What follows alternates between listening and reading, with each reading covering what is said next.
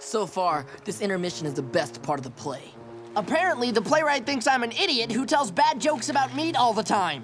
Yeah, you tell bad jokes about plenty of other topics. I know! At least the Sokka actor kind of looks like you. That woman playing the Avatar doesn't resemble me at all. I don't know. You are more in touch with your feminine side than most guys. Relax, Aang. They're not accurate portrayals. It's not like I'm a preachy crybaby who can't resist giving over-emotional speeches about hope all the time. What? Yeah, that's not you at all. Listen, friends. It's obvious that the playwright did his research. I know it must hurt, but what you're seeing up there on that stage is the truth. During the intermission, our gang discusses all the way the character versions of themselves are inaccurate, which I'm sure we'd all be that way. Is that what I'm like? Yeah, right. Yeah, I know, like, there's no way. What are they doing? Sokka's upset that he doesn't have more jokes that aren't just about meat. Yep. And Aang's hung up on the fact that a pixie-ish woman's playing him, which I can understand, too. But Katara's sure she doesn't give rambling speeches about hope all the time. But they can't take away your courage. And it is your courage they should truly fear, because it runs deeper than any mine you've been forced to dig. Here's your chance, Earthbenders! Take it! Your fate is in your own hands! I know sometimes it hurts more to hope, and it hurts more to care. But you have to promise me that you won't stop caring. Some people believe that the Avatar was never reborn into the air nomads, and that the cycle is broken. But I haven't lost hope. I still believe that somehow, the Avatar will return to save the world.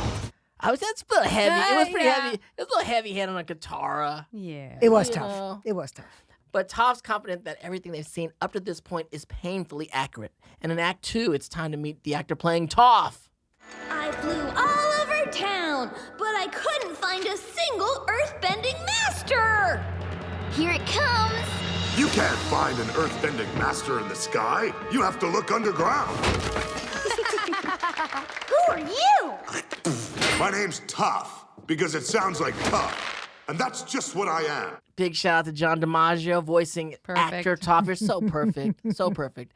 And while Katara thinks Toph's finally getting a taste of what she feels is a misrepresentation of her on stage, Toph is thrilled, which I love she's too. like, I do too. Absolutely. It's hilarious. It's great. She's like, that's me. That's amazing. Yep. It'd be nice if someone depicts you like in the movie of you and you're like, Well, and you sure. dig it. And when you think about her time when we meet her as a blind bandit, she's hanging out with, the boulder. Like she's Right. I know. fighting these wrestlers with these similar kinds of voices Good point. that we hear from John DiMaggio. So That's right. it's like, in her mind, that's exactly right. She's among Right. her peers. You know what I mean? But there's that weird thing that the detail when they're like, I can't see, but I have this sonic thing, right. and she yells. I'm like, what is who? Okay, the reporter's going wild with this one. It's so What's the report? How did the reporter get this information? Oh, Too funny. That's it's a weird so one. funny. That one kills me. It's like bat radar, right? It's like they send the sound out and reverbs back, but it's a terrible sound. Is that, and do you remember, because we often would talk about, let's save the screams. Absolutely. Right? Let's Right, save that was the a big scream. That was a is big that, scream. And was it enhanced a little bit by Ben Wynn, who does the sound? Like, Yeah. there was some texture underneath there that did sort of feel like maybe was a something. big scream. Maybe, My guess maybe is someone got end some of help. the session. Hopefully. Maybe Yeah. end of the session Yeah. to save the voice.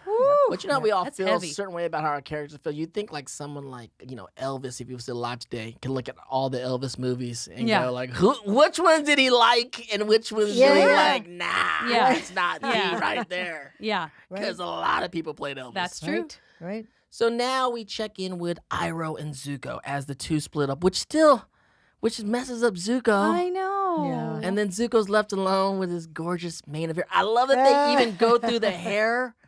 I mean, they're so in on all the jokes. Yeah. The hair. Yeah. I mean, we see That hair is It's a life amazing. of its own. Yeah. that beautiful mane as Beautiful. he shakes it. Exactly. It's animated Oh, beautifully. So satisfying. But even within the joke of what's happening, Zuko's messed up over. Oh it. yeah. Oh yeah. And we'll talk about that more. Yeah, absolutely. And now we finally get to make the play's version of Azula. We teased it. It's the wonderful Tara Strong. You know her from everything. Everything. And Everything. according to the play, this is where we really see, is it propaganda? We don't know. How much of what this is being depicted that's not to the gang's liking, how much of that is accidental or is there something kind of actually purposefully sort of making Team Avatar not as adorable or not as funny? And it's hard to say. It's hard to say. Because even in the Koizilla part, I was like, wow, they're really showing the Fire Nation lose. Yeah, for sure. They Right. allow that to happen. They allow the tiny, Good it's great. point. Yeah. Good point. But then when Azula comes in, I feel like we start to get the sense of like, wait a minute. It seems like Team Avatar isn't even that hard to outsmart. Like in the play, Yeah, they're trying to make him look dumb a little too bit. easy. Right. So there, I think you start to feel a little bit of like the heavier hand of the Fire Nation going like, but they are stupid. Like, don't worry. Like we're getting somewhere with them. And so, we also, by the way, see a very cool set piece, another great production piece of the drill with the stagehand working So very great. hard. Great production. To So make that drill look right. Stagehand throwing stuff on them. It's great. But the audience looks bored. So I don't know if that's another question I have is like, is that because people complained about the drill episode, the way they complained about the Great Divide? Is it a little bit of a wink past to like, y'all did not like the drill episode? There was a lot of drilling. It was a long episode. They were drilling for a long time. Yep. I agree. So maybe that's something. We'll have to find that out. I like the they're drill, kind of bored. guys. We see Jet as a kind of a zombie. Yes. And then his demise. Well, it seems like he gets squished by a rock. But we like It's to like tuck his leg I underneath. love it. It's such a great moment. I love it. But even they said, is he dead? And like, it's kind of unclear. Meta. We It's don't not- know. Meta. Don't know. These are We the don't know. moments because no one knew if Jet had died. He's been seeing him in around. real life. We've seen him around Boston City. We've seen him around Capital City. We've seen him around. Yeah, People, he there's gets- been sightings. There are I saw Jet. sightings. I saw him, that There's guy sightings, around. yeah. So that's this is like a real series of like home runs of meta moments where you're tipping your hat to the audience and the fans of the show, because right after that we have this moment in the Crystal Caves with Katara and Zuko. Yeah. And it goes full Zuko. I mean, there you go. I have to admit, Prince Zuko, I really find you attractive. You don't have to make fun of me. But I mean it. I've had eyes for you since the day you first captured me. Wait! I thought you were the Avatar's girl. The Avatar? Why, he's like a little brother to me. I certainly don't think of him in a romantic way.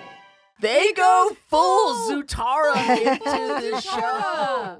Oh, and then Aang is, Aang is sitting there. He was not there for that. So he's sitting there in the audience going right, what? observing Hold something up, he never. Hold up. Like, wait a Right. minute. Right. So poor him. Poor Uncle Iroh, who gets just shoved to the ground by Zuko. And when he chooses to align with his sister. horrible. And that's That's horrible. One of the best lines in the play, though. You got to admit, you smell and I hate you for all time. That's horrible. It's got to be one of the best It's lines in the horrible. play. It is, but also very good. Yes. It's very This good. is also funny. this is more Fire Nation propaganda. Could be. Bend your ear for ad-free episodes with Avatar Braving the Elements Premium. Subscribe today on Apple Podcasts.